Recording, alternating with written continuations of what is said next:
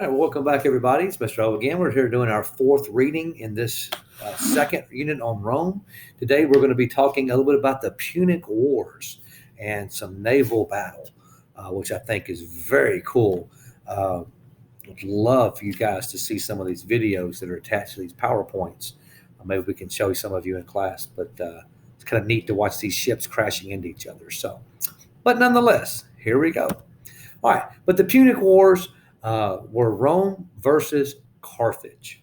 Okay, we had a little bit of a preview in one of our videos last week about that. So, all right, but the cause, both Rome and Carthage were expanding their control in the Mediterranean region. So you have two superpowers basically trying to expand. So eventually they're going to butt heads.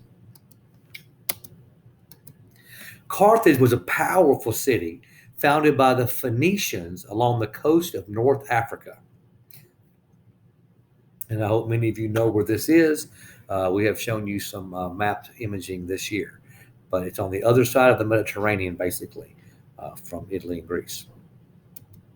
By 300 BC, Carthage was extremely wealthy, and they had conquered Sicily and much of the Spanish coast already. So the quote is, "We must stop the expansion of the Punici," the people of Carthage. So Carthage had colonies in Sicily and were worried the Romans were going to expand into Sicily. Okay, here's our map. You can see in our map here, we see where Rome is. We see Sicily, Carthage just on the other side. So you can see these two powerful empires, these two powerful cities were destined to come to blows. Okay, and you see the controlled by Rome at this time and controlled by Carthage. Okay.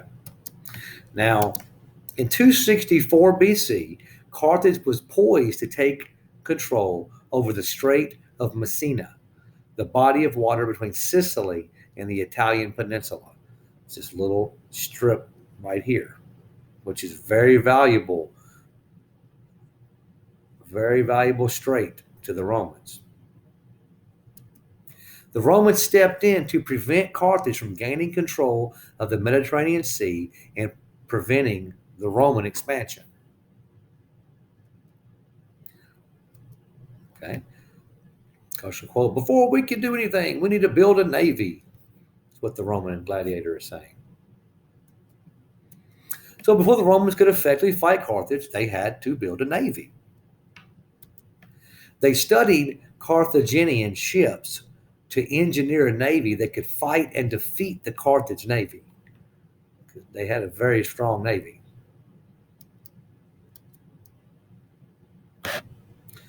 Okay, so now fighting at sea was very interesting.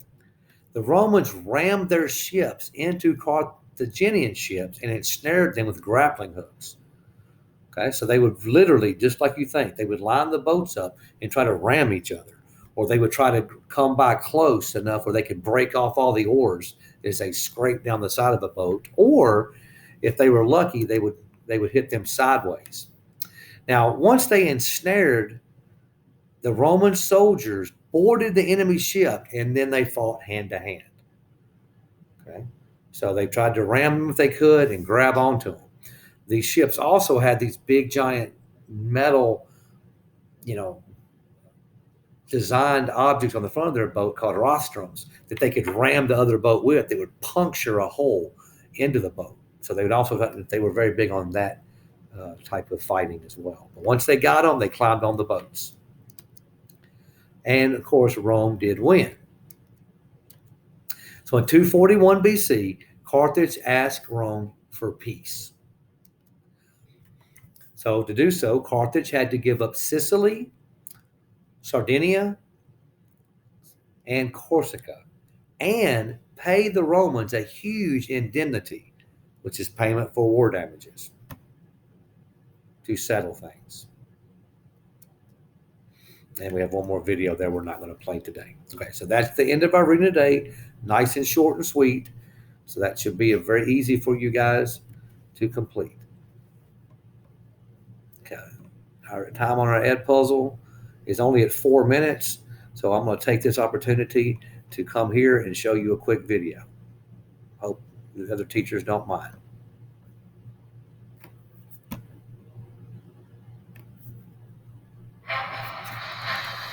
Pompeii is famous for being buried within 24 hours by the eruption of Mount Vesuvius in 79 AD.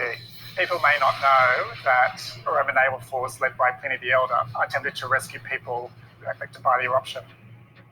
Pliny was the naval commander of the Roman fleet at Misenum. It was the most important fleet in the Roman Empire. The Roman navy had a variety of vessels called triremes and quadremes, and these were powered by rowers.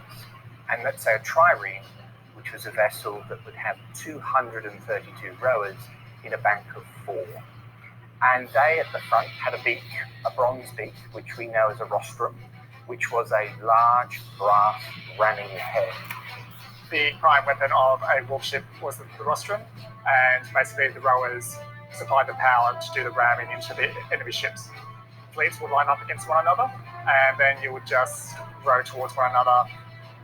The aim would be either to crash head-on and stop the enemy vessel with the two rostrum together, or to shear off the oars of the enemy ship, or to move around the enemy ship and crash into the side.